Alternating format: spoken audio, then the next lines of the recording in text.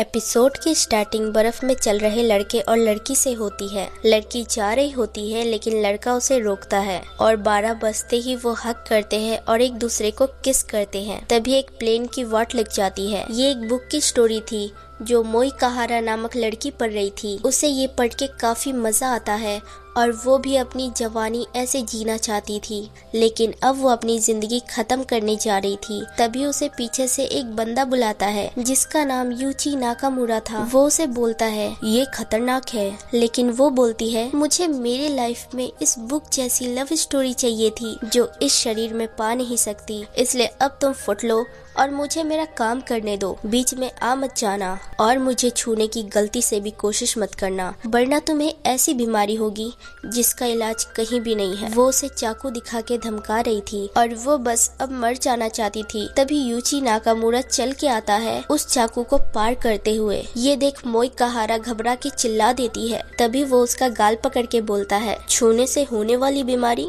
क्या बात है, लो मैंने तुम्हें जी भर के छू लिया, अब क्या होगा बताओ। वो बोलती है आ रहा है मेरा अनलक। तभी वहाँ का पत्थर टूट जाता है और वो बंदा सीधा आती ट्रेन के सामने गिर जाता है और उसकी वाट लग जाती है। ये देख मोई कहारा सैड थी, लेकिन तभी उस बंदे का कटा सर दूसरी तरफ से उसकी ओर आता है और बोलने लगता है कि ये तो एक बहाना था। वो मोई कहारा को घूरता है और तभी उसकी बॉडी वापस बनने लगती है। दरअसल उस बंदे के पास एक एबिलिटी थी, वो कभी भी मर नहीं सकता था। वो बोलता है कि मैं अनडेड हूँ। और एक एबिलिटी मोई कहारा के पास भी थी, अनलक एबिलिटी। उसे कोई भी छूता था तो वो बंदा मर जाता था या उसे कुछ न कुछ हो जाता था। अब वो बोलता है अच्छा तो तुम मेरे टीम की हो। तभी मोई उसके हथियार पे मार देती है और भागने लगती है। वो मोई को दबोच लेता है और उड़ा के अपने साथ ले जाता है। अब वो एक बिल्डिंग में थे जहाँ वो उसे बोलता है तुम मुझे बताओ ये अनलक क्या है, मैं तुम्हारी हेल्प करूंगा। लेकिन वो नहीं बताती, जिसपे यूची उसे पकड़ के इतना घुमाता है जिसपे वो बताने के लिए रेडी हो जाती है। अब वो बोलती है बात 10 साल पुरानी है। मेरे मॉम डैड बिजनेस के सिलसिले में अब्रॉड जा रहे थे। जाने से पहले उन्होंने मुझे बहुत हक किया और करीब आधे घंटे बाद हमें पता चला प्लेन के इंजन में कुछ खराबी आ गई और मेरे मॉम डैड के साथ 270 लोग मारे गए। अब वो उसे हक करके बोलता है अब देखते हैं क्या होता है। तभी उसके ऊपर बनाना से भरा डब्बा गिर जाता है जिसपे वो बोलता है इससे तो मुझे कुछ भी नहीं हुआ। अब मोई भागने जाती है। तभी वो एक केले की वजह से बिल्डिंग से नीचे गिर जाती है। गिरते हुए वो बोलती है मैं अभी मरना नहीं चाहती। तभी वहाँ उसे बचाने यूची आ जाता है और उसे बचा लेता है और बोलता है मैं तुम्हें मरने नहीं दूंगा, क्योंकि मुझे मिल गया है वो पावर जो मुझे मौत दे सकती है। कुछ है जो तुमने नहीं बताया, वो पता चलते ही मेरे ऊपर अनलक का कहर छाएगा और मेरी लंबी लाइफ का सिलसिला खत्म होगा। ये बोल के वो उसे उड़ा के ले जाता है। यहाँ कुछ बंदे उसे पकड़ने की बात करते नजर आते हैं।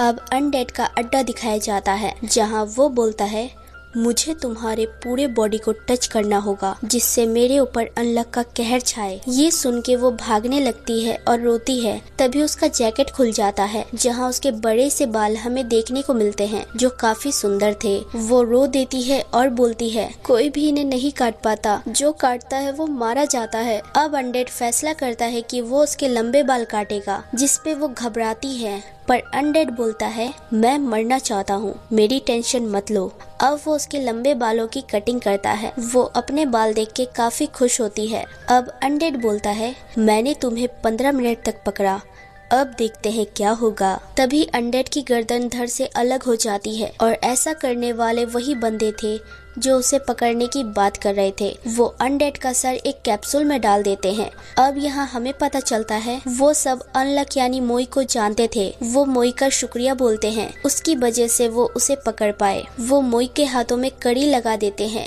अब यहाँ बात बस इतनी सी थी, वो लोग मोई के जरिए लोगों को मौत की घाट उतारना चाहते थे, उसे एक हथियार बना के, जिसपे वो चिल्ला चिल्ला के बोलती है तुम लोगों से अच्छा तो अनडेड था जिसने मेरा यूज खुद को मारने के लिए किया। जिसपे उनमें से एक बंदा उसका गाल पकड़ के बोलता है जवान बहुत चलती है तेरी। अब यहाँ मोई अनडेड से माफी मांगती है और शुक्रिया बोलती है उसके बाल काटने के लिए। तभी एक बिजली आ गिरती है उस बंदे पे जिसने वो कैप्सूल पकड़ रखा था और वो बंदा पीछे गड्ढे में गिर जाता है। तभी अंदर से अनडेड निकलता है जिसे देख मोई बहुत खुश हो जाती है। अब वो उन बंदों की वाट लगा देता है और काफी अच्छा लड़ता है। लेकिन अभी भी एक बंदा था जिसके हाथ में मोई थी। अनडेड बोलता है मेरा गर्दन कटने में तुम्हारा कोई भी अनलक नहीं था, ये बस इत्तेफाक था। अब ब्लैक सूट वाला बोलता है अगर तुम्हें ये लड़की चाहिए तो बिना किसी शर्त अपना गर्दन काट के मेरे हवाले कर दो। जिसपे अनडेड बोलता है लड़ोगी नहीं क्या? लड़ते तो ज्यादा मजा आता यार। अब वो अपनी गर्दन काटने लगता है जिसपे मोई चिल्ला देती है ये बोल के कि तुम क्या कर रहे हो। वो बोलता है तुम्हारी गर्दन के बदले अपनी गर्दन दे रहा हूँ। अब मोई मन में बोलती है सच तो ये है, मुझे पता है जबरदस्त अनलक का कहर कैसे छाएगा। वो दौड़ कर जाती है और अनडेड के कटे सर पे किस कर देती है और वो सिर उस ब्लैक कपड़े वाले के पास पहुंच जाता है। अनडेड अपना शरीर वापस बना लेता है और उस आदमी को पकड़ कर बोलता है जब तुमने उसे छुआ तभी तुम्हारे सर पे अनलक का टीका लग चुका था, अब देखो क्या होता है। तभी वहाँ आसमान से एक बड़ा मेट्रॉइड गिरता है और धमाका हो जाता है, सब जगह तबाह हो जाती है। वहाँ मोई अनडेड को याद करती है। तभी धूल मिट्टी से निकलते हुए वो आ जाता है जिसे देख मोई काफी खुश होती है।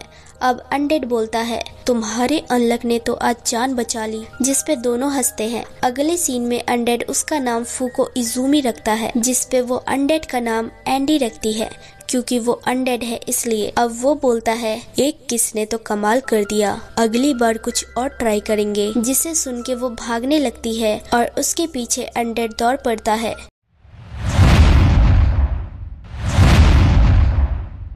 अब फूको इजुमी को अनडेड यानी एंडी के साथ काफी अच्छा लगने लगा था। पहले उसे अच्छा नहीं लगता था लेकिन अब उसके साथ रहने से उसकी जीने की चाहत और भी बढ़ गई थी। अब एंडी उसके साथ फिजिकल होना चाहता था जिससे उसके ऊपर अनलक का खतरनाक कहर छाए। लेकिन ये सुन के फूको को गुस्सा आता है और वो कोई आइडिया सोचती है ये सिचुएशन से बचने के लिए। तभी उसे आइडिया आता है और उसका कहना था जितना मेरा लोगों के प्रति प्यार गहरा होगा उतना ही भारी अनलक उन पे लगेगा, इसलिए अभी तुम मेरे साथ जबरदस्ती करोगे तो प्यार की जगह नफरत ही होगी और अनलक कभी तुम पे नहीं लग पाएगा।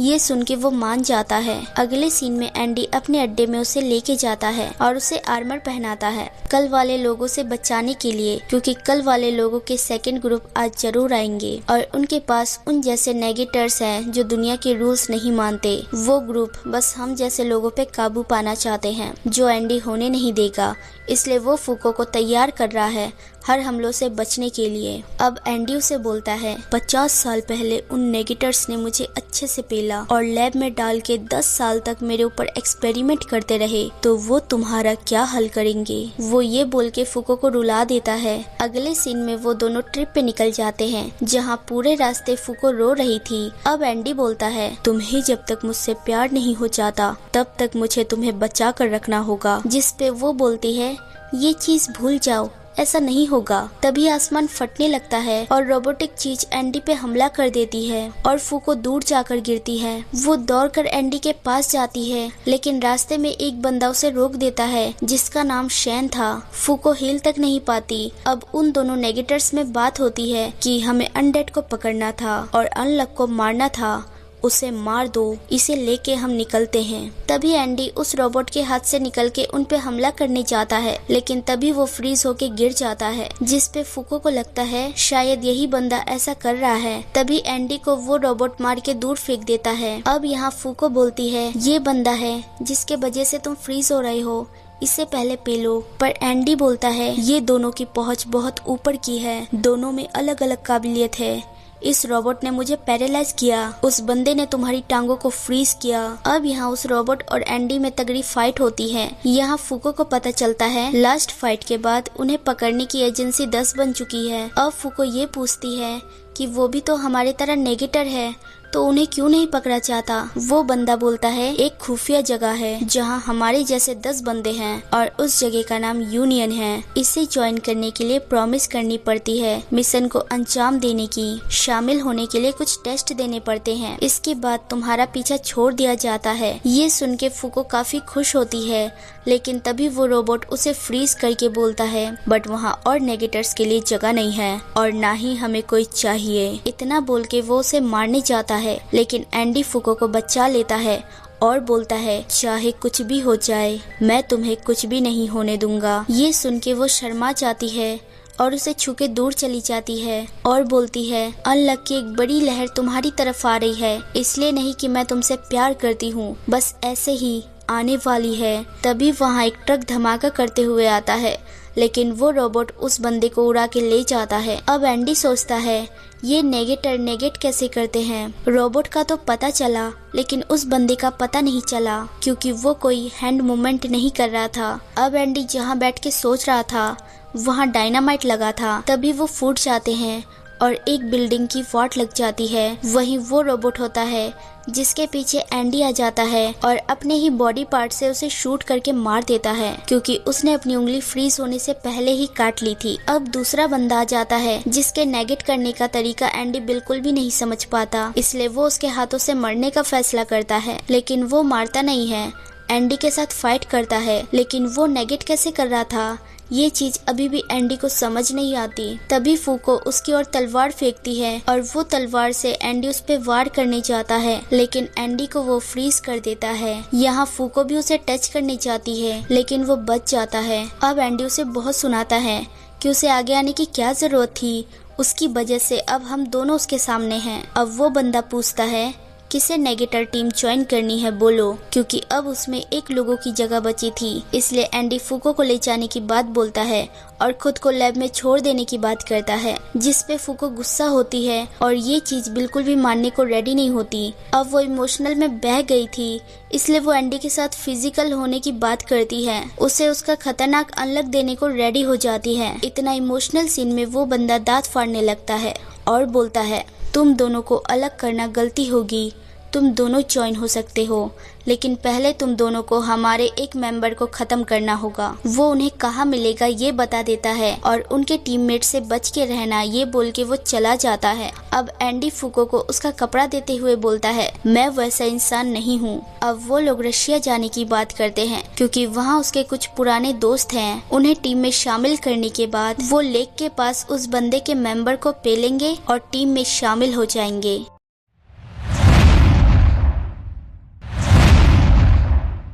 एपिसोड की स्टार्टिंग यूनियन आइसोलेशन फैसिलिटी के रूम नंबर 1859 में अनडेड को दिखाते हुए होती है, जहां वो अपने ब्लड से जीना नाम की लड़की को बर्थडे विश कर रहा होता है। अब सीन वापस प्रेजेंट में आती है जहां वो लोग याच पे थे और रैंडी को काफी मजा आ रहा था, लेकिन फूको छुपी हुई थी क्योंकि उसके अंदर डर था वो लोग फिर से उन पे हमला कर सकते हैं। उसे देख एंडी याच को ऑटो पे लगाता है और फूको को बाहर आने बोलता है और उसे जबरदस्ती खींचता है। तभी उन पे हमला स्टार्ट हो जाता है। वो लोग ऊपर से हमला कर रहे थे, जिसे तंग आके एंडी अपनी कलाई काट लेता है और बाहर जाकर अपने बॉडी पार्ट से उन पे हमला कर देता है, जिसे उनकी वाट लग जाती है। अब एंडी बोलता है तुमने लगता है उस नीले बाल वाले की ठीक से बात नहीं सुनी, जिसके पास भी एम्ब्लेम है उसे मरना होगा। उन दोनों के पास भी एम्ब्लेम जैसा कुछ था और ऐसे ही एम्ब्लेम यूनियन के सारे मेंबर के पास होगा। उन 10 में से 3 को मैं जानता हूँ। पहला एक बंदा है जिसने मुझे कैद किया था, अनब्रेकेबल। दूसरा जिसने मुझ पे एक्सपेरिमेंट किया था। तीसरी एक बंदी है जिसके पास इनविजिबल बैरियर बनाने की पावर है। उसने काफी साल पहले मेरे सर को इनविजिबल बैरियर में कैद कर लिया था, जिसे मुझे बहुत अजीब लगा था। अगर वो बंदी आ गई तो शायद ही हम बच पाएंगे। लेकिन एंडी को ये सबसे फर्क नहीं पड़ता, उसे फूको के अनलक पे भरोसा था। अब हमें वही बंदी दिखाई जाती है जो एंडी पे नजर रख रही थी। वो बोलती है वाओ, वो तो वैसा ही है, और क्यों ना हो, वही तो एक है जिसे मैं प्यार करती हूँ। अब उन पे हमला हो जाता है। अगले सीन में वो लोग पानी में थे, जहाँ फूको सबसे नीचे मलबे में दबी हुई थी। उसे एंडी पानी से बचाकर ले आता है। अब उसे होश आता है। लेकिन अब दोनों फंस चुके थे। अब एंडी बोलता है, देखते हैं आज तुम्हारे अनलक को कंट्रोल किया जा सकता है या नहीं, जिस पे वो ना बोलती है। लेकिन एंडी एक्सप्लेन करता है कि उसका अनलक किसी के छूने पे आसपास की चीजों द्वारा हमला करता है, लेकिन जब मैंने तुम्हारे बाल छुए और तुमने मुझे किस किया तो तुम्हारे अनलक ने बिजली और मेटेरॉइड का इस्तेमाल किया, क्योंकि तुम्हारी नजर में ये सब की अहमियत ज्यादा है। मेरी मानो तो हमें वो भी कर लेना चाहिए। तभी फूको नोटिस करती है उसके कपड़े खुले हैं। अब उसे पता चलता है एंडी ने उसे सीपीआर दिया है जब वो होश में नहीं आ रही थी तब। ये सुन के वो चिल्ला देती है और पानी में तूफान आ जाता है। अगले ही सीन में वो लोग एयर टैंकर के ऊपर थे। उस बंदे को मार के वो एयर टैंकर को कंट्रोल करते हैं और उसमें बैठ जाते हैं। अब वो लोग रशिया की ओर निकल जाते हैं, लेकिन अब एयर टैंकर में काउंटिंग स्टार्ट हो जाती है, यानी अब वो फटने वाला था। वो लोग उससे निकल जाते हैं और एंडी फूको की सेफ लैंडिंग करवा देता है अपनी सैकड़ों हड्डियां तुड़वा के। खैर अब वो लोग उसी लेक पे थे जहां उसका टारगेट आने वाला था, लेकिन एंडी अपने दोस्तों से मिलने जाने की बात करता है और उसका एक फ्रेंड तो यहाँ रेस्टोरेंट चलाता था, इसलिए वो उसे खाने का सपना दिखाता है और बोलता है मैं 2 सीट बुक करूंगा। काफी सपने दिखाने के बाद वो उसे वहीं फेंक के चला जाता है, ये बोल के कि मजे करो, मैं थोड़ी देर में आ जाऊंगा। वहाँ वो नहीं थी, पर वो मजे कैसे करती, वो तो किसी को छू भी नहीं सकती थी, इसलिए वो वहाँ के लॉन्डो से बच के भागने लगती है। तभी उसे वहाँ वही बंदी मिलती है, यानी जीना, जो कि पेंटिंग कर रही थी। वो फूको को देख के काफी एक्साइटेड हो जाती है, क्योंकि जापानी लड़की शायद उसने पहली बार देखी थी। वो उसे भी फोर्स करती है कि वो उसके साथ पेंटिंग करे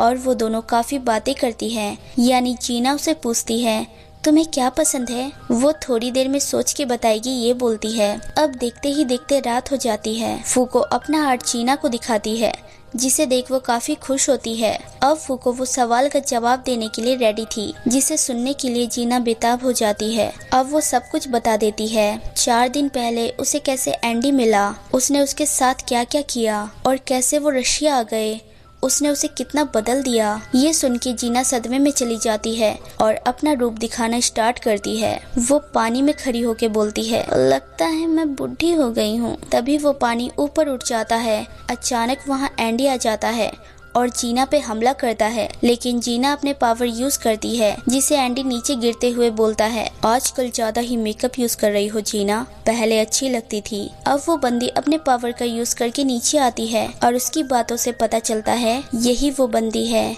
जिसे मार के उन्हें यूनियन ऑर्गेनाइजेशन ज्वाइन करना होगा।